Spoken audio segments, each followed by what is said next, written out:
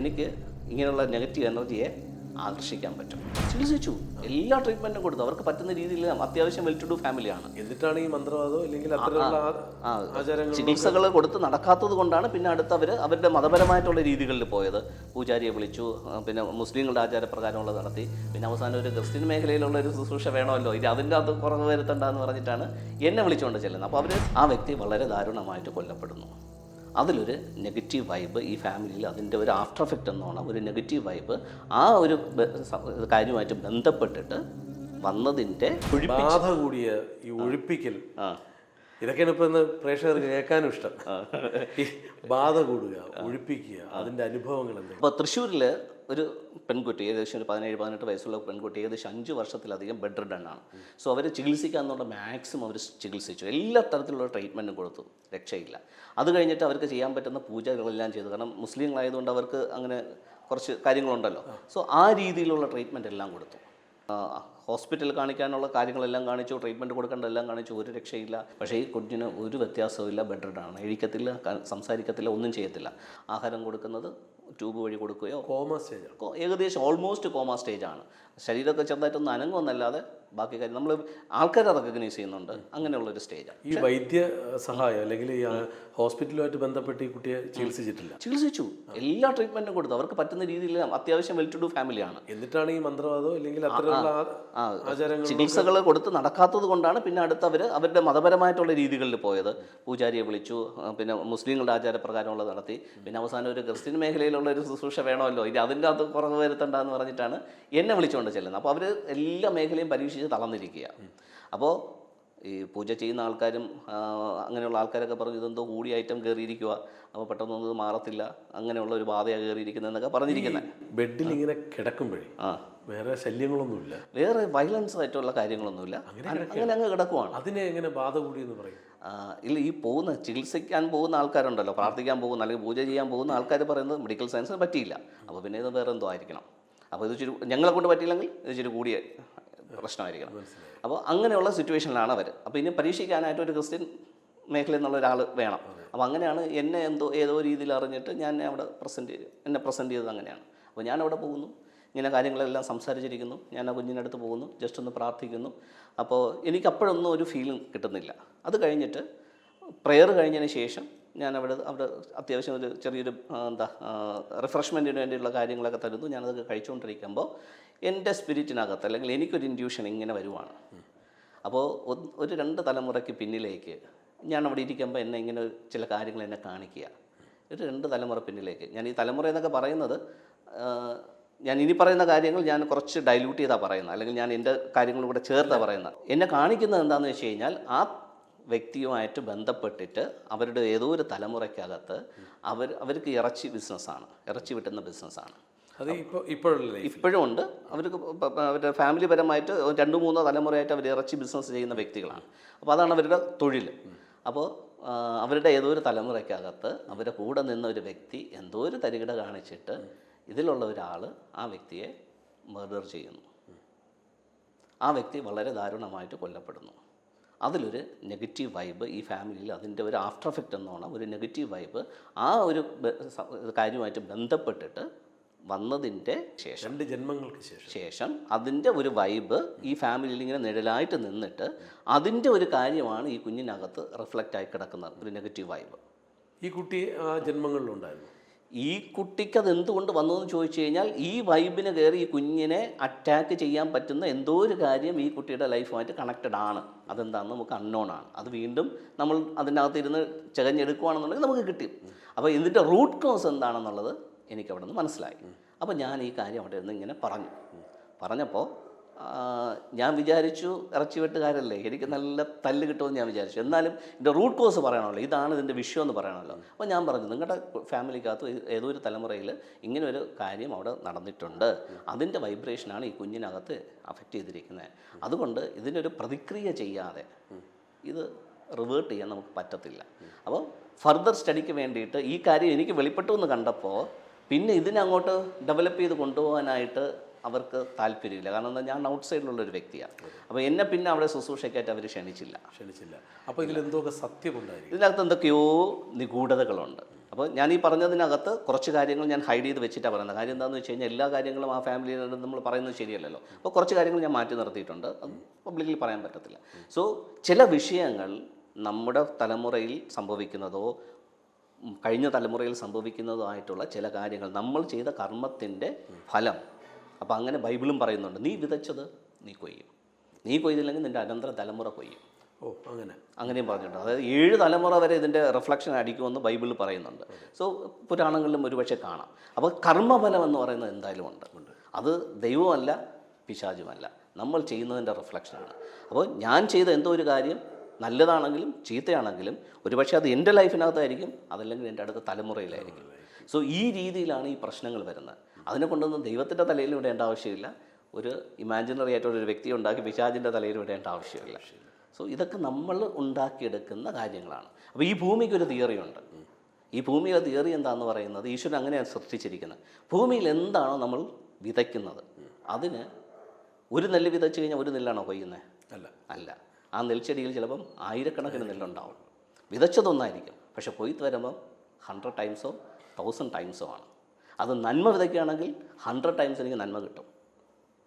ഞാൻ വിതയ്ക്കുന്ന ദോഷമാണെങ്കിൽ 100 ടൈംസ് ദോഷം വരും. അത് ചിലപ്പോൾ എനിക്കായിരിക്കാം, തലമുറയ്ക്കായിരിക്കാം, അല്ലെങ്കിൽ ഞാനുമായിട്ട് അസോസിയേറ്റ് ചെയ്യുന്ന വ്യക്തികൾക്കായിരിക്കാം. ഇത്തരം അനുഭവങ്ങൾ ഇപ്പം 1-2 അനുഭവങ്ങൾ നമ്മൾ പറഞ്ഞു.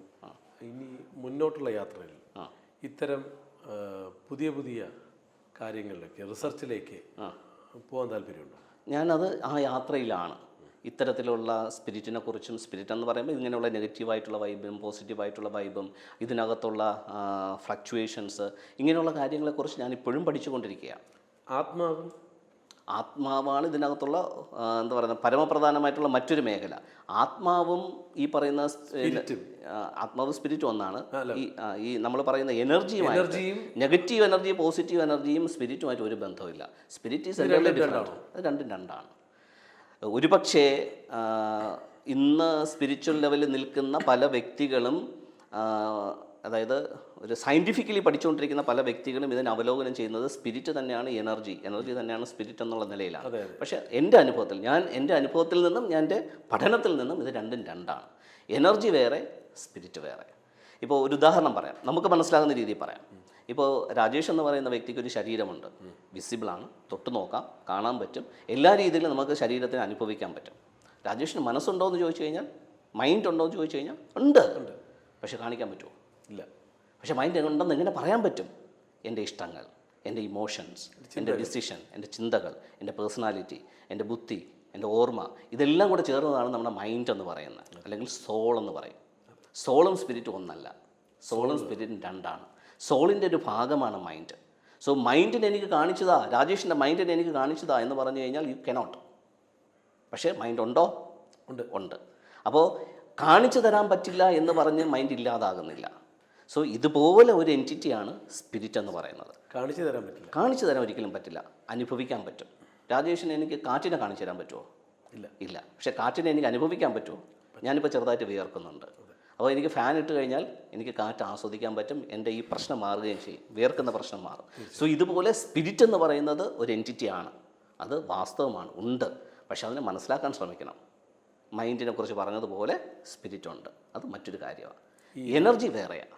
രാത്രികാലങ്ങളിൽ അലഞ്ഞു തിരിഞ്ഞ് നടക്കുന്നത് സ്പിരിറ്റാണോ എനർജിയാണ്? എനർജിക്ക് അത് എല്ലാവർക്കും അലഞ്ഞു തിരിഞ്ഞ് നടക്കുന്ന കാര്യത്തെ എല്ലാവർക്കും സെൻസ് ചെയ്യാൻ പറ്റില്ല. ചില വ്യക്തികൾക്കേ സെൻസ് ചെയ്യാൻ പറ്റത്തുള്ളൂ. അതാർക്കാ? മൂക്കിന് മണം എടുക്കാൻ പറ്റാത്ത ആളിന് മണം തിരിച്ചറിയാൻ പറ്റുമോ? ഇല്ല. അപ്പം എല്ലാവർക്കും കണ്ണു കാണാൻ പറ്റില്ല, കുരുടരായിട്ട് ജീവിക്കുന്ന ആൾക്കാരുണ്ട്. എല്ലാവർക്കും ചെവി കേൾക്കാൻ പറ്റില്ല, ചെകിടരായിട്ട് ജീവിക്കുന്ന ആൾക്കാരുണ്ട്.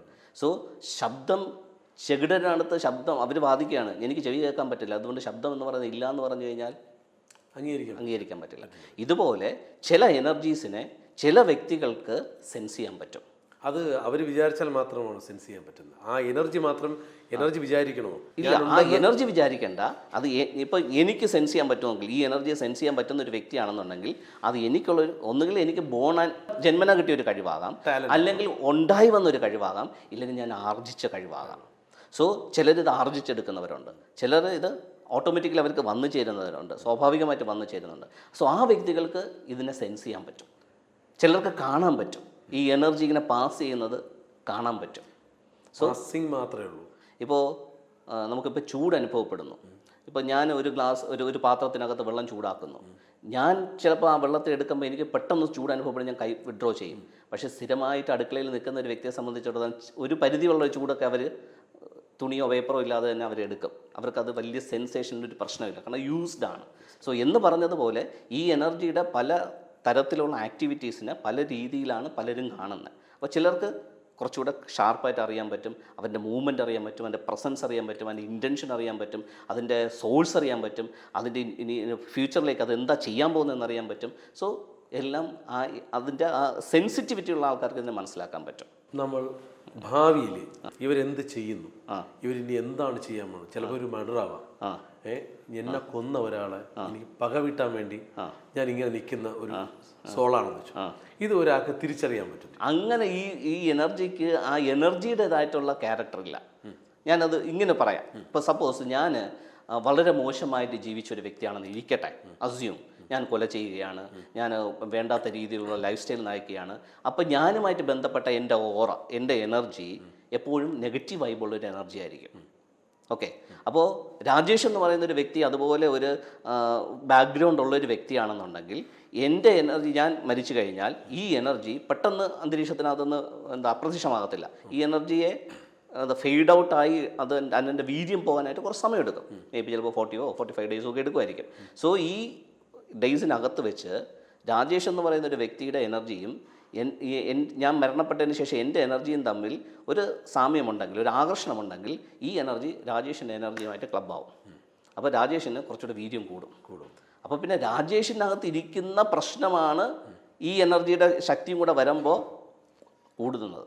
അല്ലാതെ ഈ ശക്തിക്ക് പ്രത്യേകിച്ച് ഇൻറ്റൻഷൻ ഒന്നുമില്ല. ചെയ്യാൻ പറ്റില്ല. ഒരു പകയുണ്ടാവും, എൻ്റെ ജീവിതത്തിൽ എനിക്കൊന്നും അനുഭവിക്കാൻ പറ്റിയില്ല, എന്നെ അവൻ കൊന്നു, പകരം വീട്ടണം, അപ്പോൾ എനിക്കൊരു ശരീരം വേണം എന്ന് ആ എനർജി ചിന്തിക്കുമ്പോഴാണോ ഇപ്പോൾ സംഭവിക്കുന്നത്? എൻ്റെ റിസർച്ചിലും എൻ്റെ പഠനത്തിലും ഞാൻ ആ തിയറിയിൽ വിശ്വസിക്കുന്നില്ല. കാരണം ഇത് വെറും എനർജിയാണ്. ഇമോഷൻസ് ഈ എനർജിക്കകത്തില്ല.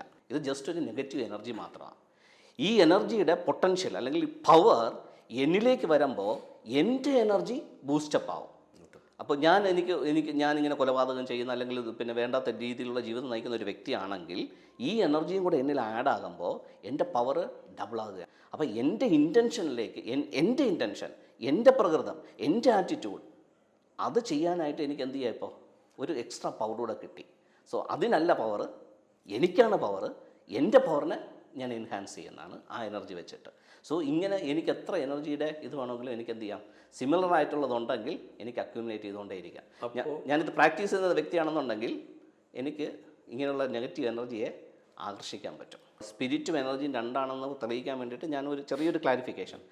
ഞാൻ മരിച്ചു കഴിഞ്ഞാൽ, ഇപ്പോൾ സപ്പോസ് എനിക്ക് 50 വയസ്സ് കഴിഞ്ഞു, 50 വയസ്സ് കൊണ്ട് ഞാൻ ഈ ഭൂമിയിൽ ജീവിക്കുമ്പോൾ എന്നിലേക്ക് ആകർഷിക്കപ്പെട്ട ഒരു എനർജിയുണ്ട്. ഞാൻ ചെയ്യുന്ന ഡീഡ്സിലൂടെയും എൻ്റെ സാഹചര്യങ്ങളിലൂടെയും എൻ്റെ തോട്ട് പ്രോസസ്സിലൂടെയൊക്കെ എന്നിലേക്ക് വരുന്ന ഒരു ഓറയിൽ വരുന്ന ഒരു എനർജിയുണ്ട്. ഈ എനർജി പെട്ടെന്ന് നശിക്കത്തില്ല മരിച്ചു കഴിഞ്ഞാലും. ബോഡി എന്ത് ചെയ്യുന്നു, നമ്മൾ കുഴിച്ചിടുന്നു അല്ലെങ്കിൽ കരിച്ചു കളയുന്നു, ബോഡി പെട്ടെന്ന് ഡീക്കേ ആയി പോകും, മണ്ണുമായിട്ട് പഞ്ചഭൂതങ്ങളുമായിട്ട് ലയിച്ചു പോകും. എന്നിലിരിക്കുന്ന സ്പിരിറ്റ് അതിൻ്റെ ദാതാവായിട്ടുള്ള ഈശ്വരനിലേക്ക് അല്ലെങ്കിൽ ആ പരബ്രഹ്മത്തിലേക്ക് അങ്ങോട്ടും സിങ്കായി പോകും. സോ അത് അവിടെ ലയിച്ചു കഴിഞ്ഞു, എൻ്റെ ശരീരം മണ്ണുമായിട്ട് ലയിച്ചു കഴിഞ്ഞു. പക്ഷേ ഈ എനർജി എവിടെ പോകും? ഈ എനർജി പോകേണ്ടത് ഈ അന്തരീക്ഷത്തിലേക്ക് അല്ലെങ്കിൽ മറ്റൊരു എനർജിയിലേക്ക്, എനർജി സിസ്റ്റത്തിനകത്തേക്ക് ഇത് കൺവേർട്ടായി പോകണം. അതിൻ്റെ ടൈം ഫ്രെയിമുണ്ട്. അതിനാണ് ഈ കർമ്മങ്ങളൊക്കെ ചെയ്തിട്ട് ഈ എനർജിയെ കൺവേർട്ട് ചെയ്യാനായിട്ട് അവർ പല രീതിയിൽ ശ്രമിക്കുന്നത്, പല പൂജകളിലൂടെയും മന്ത്രങ്ങളിലൂടെയൊക്കെ. പോകില്ല, ഈ എനർജി പോകാനായിട്ടൊരു സമയമെടുക്കും. അത് ഇനി എന്ത് മന്ത്രവാദം ചെയ്താലും അല്ലെങ്കിൽ എന്ത് പൂജ ചെയ്താലും എനർജി പോകത്തില്ല. സോ ഈ എനർജി മറ്റൊരു ലെവലിലേക്ക് കൺവേർട്ട് ആകുന്നത് വരെ ഇത് നിലനിൽക്കും. ചിലപ്പോൾ ഇത് നിങ്ങളിലേക്ക് വന്നു ചേരും, അല്ലെങ്കിൽ മറ്റേതെങ്കിലും ഒരു എനർജിയിലേക്ക് ലയിച്ചു ചേരും. ഏതെങ്കിലും തരത്തിൽ ഇത് കൺവേർട്ടായി പോകത്തേ ഉള്ളൂ.